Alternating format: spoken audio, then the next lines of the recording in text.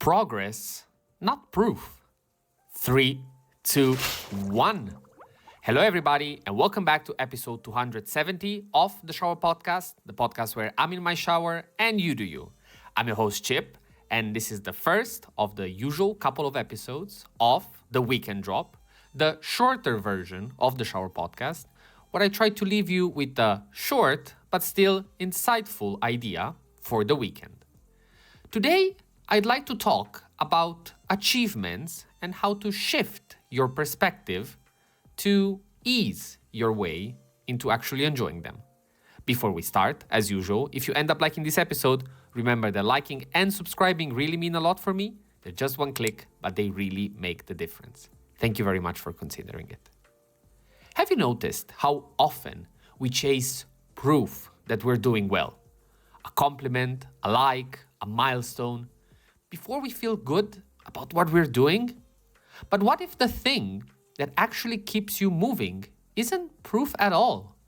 It's simply noticing that you're improving. When we wait for proof, we hand over control of our motivation. If no one notices, or if results take months to show, we stall. Psychologists even have a name for this: outcome-focused motivation. It's fragile. Studies show that when rewards or praise don't show up, most people abandon the task, not because it's worthless, but because the external feedback loop went silent. Instead, noticing progress, those small signs you're getting better, is one of the most reliable ways to stay engaged.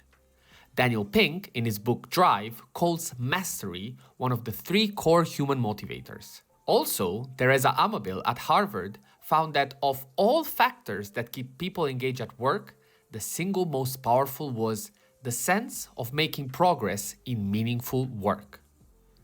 The American Psychological Association reports that simply tracking small steps, even a checkmark or a short note, significantly increases goal achievement.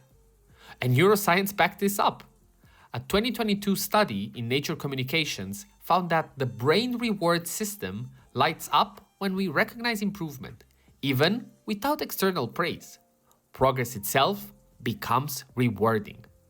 Think about, learning a language, training at the gym, writing daily.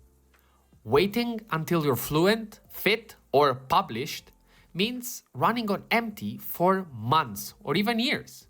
But seeing a slightly heavier lift, a smoother sentence, a clearer conversation, that's fuel you control. It doesn't depend on applause. So this weekend, stop waiting for proof that you're good enough. Pick one thing you're working on and track a single small improvement. One extra rep, one clearer sentence, one new word learned. Write it down, notice it. Just make sure that you remember it. That's the real motivation engine. Progress, unfortunately, is quiet, but it's very, very powerful. It's the thing that keeps you moving when no one's clapping and no big milestones appear. That was all for today in the shower drop. I hope you enjoyed it. It's something that I also struggle with a lot, even though I have to say that lately I've become pretty good at that.